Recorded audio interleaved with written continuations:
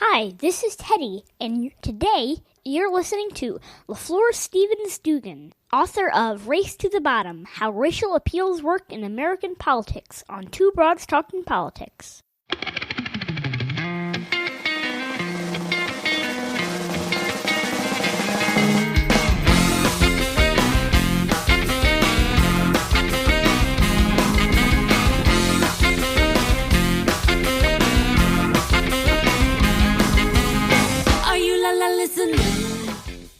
Hi, everyone. This is Kelly with Two Broads Talking Politics, and I am on today with LaFleur Stephens-Dougan, who's an assistant professor of politics at Princeton University. Hi, LaFleur. Hi, Kelly. Thanks for having me. Yeah, so I'm really excited to talk to you. And so you have a new book that came out called Race to the Bottom, How Racial Appeals Work in American Politics, out of the University of Chicago Press just recently. So let's start with that a little bit. Tell me a little bit about the book, why this is your focus, racial appeals in American politics, and sort of what you're hoping to do with the book. My book is really about how race is used both rhetorically as well as visually in American politics to essentially influence the votes of many white Americans. And so a lot of the work that has been done previously has really kind of focused on racial appeals by white Republican candidates. And I think even in sort of like a lot of our political discourse, that's a lot of what we hear, right? So in my opinion, some of that is a bit of the low-hanging fruit. It's very easy. And someone like President Trump, I think, often makes it very easy to kind of condemn, white Republicans, look at, how they're employing race in all of these ways. And this is by no means my effort to kind of engage in any sort of false equivalency or, both sides-isms. Mm-hmm. But I wanted to enter the conversation to talk about actually how far reaching this is as a political tool, not only for white Republican politicians or candidates, but even for candidates of color, white Democrats, that stereotypes about African Americans are so sort of ingrained that politicians across the racial and political spectrum are often incentivized to kind of play to those negative stereotypes. Yeah. And so can you maybe give an example of, like you said, the salient thing we see and hear right now is Trump and all of his, it's not even dog whistles anymore. It's just sort of blatant. But an example of, I know you talk about Barack Obama a lot in the book and, the sorts of things he did where, we might not expect from the outside that a Black Democrat would be using that kind of language. But you're arguing that there is some of this racial distancing happening even among politicians like Barack Obama. Exactly. So I think what happens here is that we have white Republican politicians who are incentivized to really kind of talk about their credentials on maintaining the racial status quo. In other words, not being beholden to Black people or people of color, right? They have a stereotypical reputation of essentially being like the party for white Americans at this point. And it plays out in the demographics in terms of who's a member of both parties. So, let's rewind back to 2008. You have a Black candidate, with the potential to be the first Black president. And he's coming up against both stereotypes about the Democratic Party as being a party that's beholden to African Americans, and that's coupled with his own racial identity as being African American, and also contributing to the sense that he's going to be too beholden to these Black constituencies, essentially is this guy going to be another Jesse Jackson or something, right? And not that I'm saying anything negative about Jesse Jackson, but I think that's a concern that he, through his campaign strategy, had to try to allay some of those fears, right? And so you can see throughout a lot of his rhetoric, and I'm not the first scholar to bring attention to this, but he, when he was addressing predominantly Black audiences, often engaged in a rhetoric where he would be chastising, making references to Cousin Pookie and Uncle Jethro, like these sort of fictitious stand-in Black characters who were, essentially not about much of anything, right? And so a lot of his rhetoric was around, get up off the couch, stop complaining, go out and vote. And not that there's not a place for that type of individual responsibility, but I think what I try to show in the book is that there's something especially powerful about that rhetoric when it comes from a Black Democratic candidate, right? So it's very counter stereotypical, it's counterintuitive, it's not what many people expect. And so while a lot of the narrative around Obama was like, okay, we're post-racial, we've transcended race, what I'm trying to say is actually the reason that he as a Black candidate, not the reason, but at least part of the explanation for why he as a Black Democratic candidate was able to ascend to the highest office is precisely because he embodied Blackness in a way that was not, too concerning to many white Americans, or at least he did enough among a fraction of white Americans to kind of allay some of those fears about what a Black Democratic presidential candidate would do. Mm-hmm. As we're looking at this, we see Black candidates who are predominantly Democrats, but not exclusively. And so you talk some about people like Mia Love in Utah, or Ben Carson or Herman Cain that people may be familiar with on the federal stage. So is there a difference in the kind of racial distancing that a Black Democratic candidate needs to do versus a Black Republican candidate? Because they're speaking to sort of different audiences. Yeah, so I have, as part of the book, this theory of like racialized partisan stereotypes. So arguing that it's both the race and the partisanship of the candidate. And so for, like, as I was mentioning earlier, for Black Democrats, both of those identities play to the stereotype in the same direction, essentially of one of racial liberalism.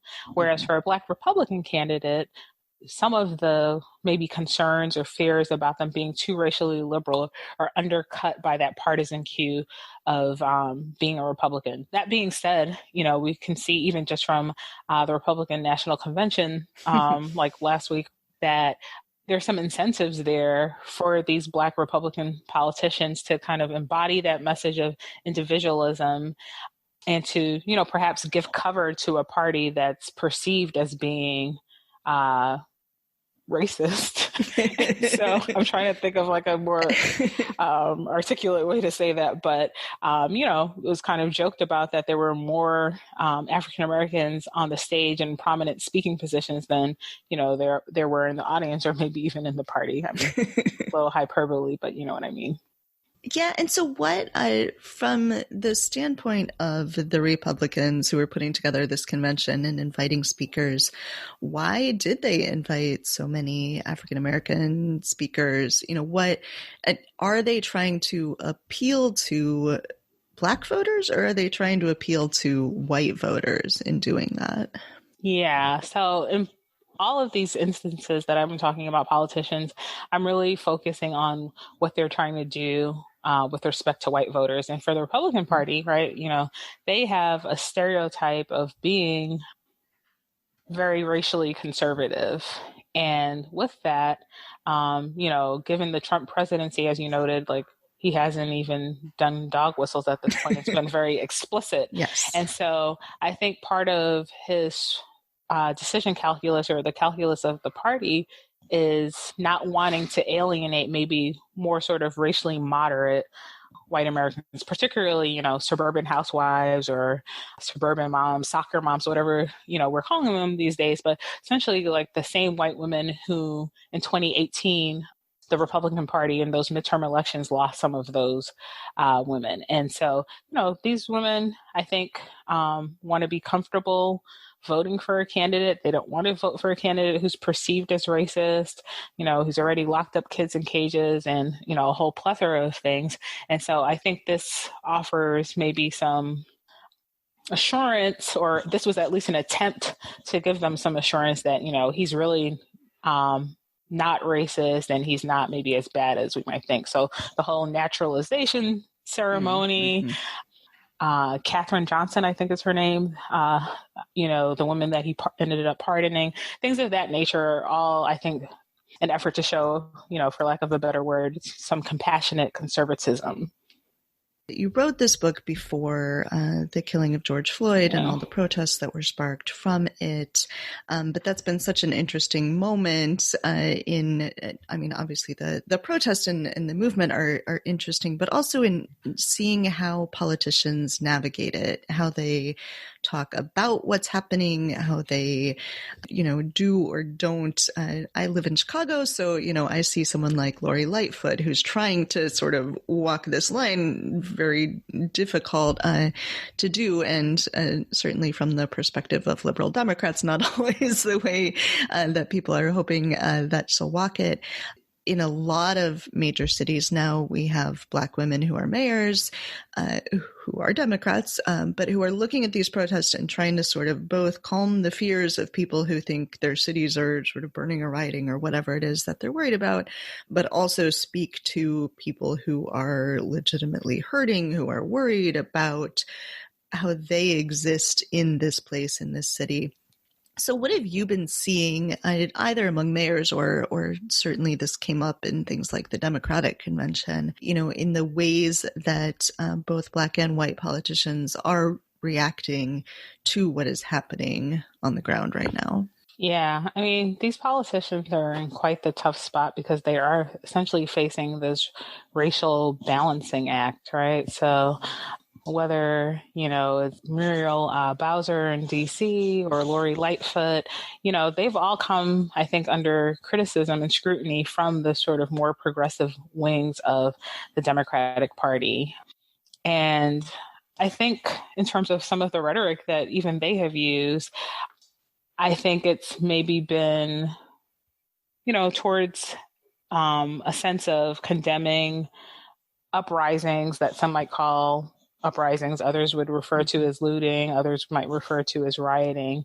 And, I think they're challenged a bit with how they can really address that. And, it's not just something that they're facing, but I think what kind of makes some of their situations a bit unique is that by being Black women, in some ways, they can maybe allay certain fears, I think, from the Black community that, this person is one of us, or, that, they're also, quote unquote, from the community in a way that I think it's maybe a little harder or might have a bit more scrutiny if, say, they were white. Now, I'm not necessarily drawing on a ton of empirical evidence, but just based on what I've seen, I would say that some of their identity is able to help maybe allay some of those fears. What's interesting, I think, with say, for example, Biden and, his choice in Kamala Harris as a VP pick, of course, we can never pretend to know the motivations of these politicians, but choosing her, right, I think was quite strategic because she's sort of the embodiment of this American story, the child of immigrants, and, a narrative very similar to that of Obama. And I think they're hoping to build back some of that Obama coalition, but she also comes with these law enforcement credentials, right, that I think in some ways is able to insulate her and the ticket from charges that, that they're radical or that they want to defund the police. Does that mean that they're not still being accused of those things? No. But right. I think that's a way to try to insulate them against some of those charges, because just given how central race is to our American politics, part of the argument that I'm making is that inevitably white Republicans will go to crime, or they'll go to welfare, or they'll go to individual responsibility and kind of play the tropes of Democrats as being soft on these things and not upholding sort of, quote unquote, American values. And so the question here is then, how do Democratic politicians respond? And we can even see with Biden, he, after the RNC, he has this, national ad buy where he's condemning, looting and rioting and trying to really balance a distinction between, what protesting is and what looting and rioting is. And we'll see if it's successful. We know, for example, that no Democratic presidential candidate has won a majority of the white vote since Lyndon Johnson.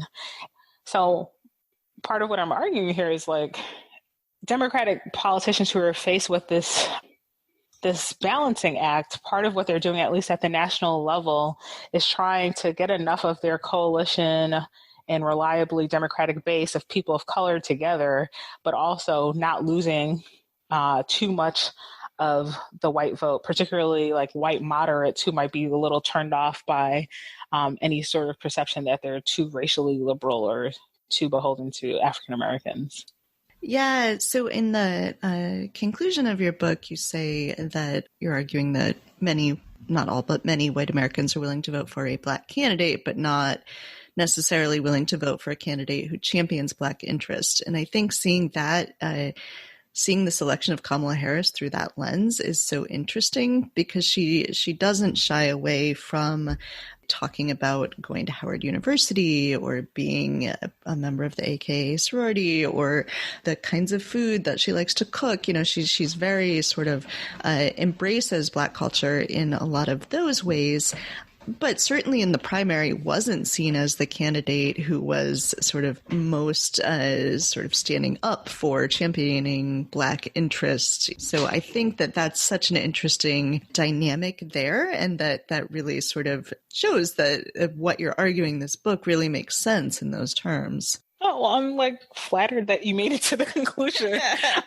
But yeah, that's true, right? So, you know, I have to say, in the wake of the protesting, you know, that I wrote the book before the killing of George Floyd and sort of a lot of this racial unrest this summer, I was a little concerned. I was like, oh my goodness, like the racial landscape is shifting. And now I wrote this book and it doesn't seem to be comporting with what we're maybe seeing with politics on the ground.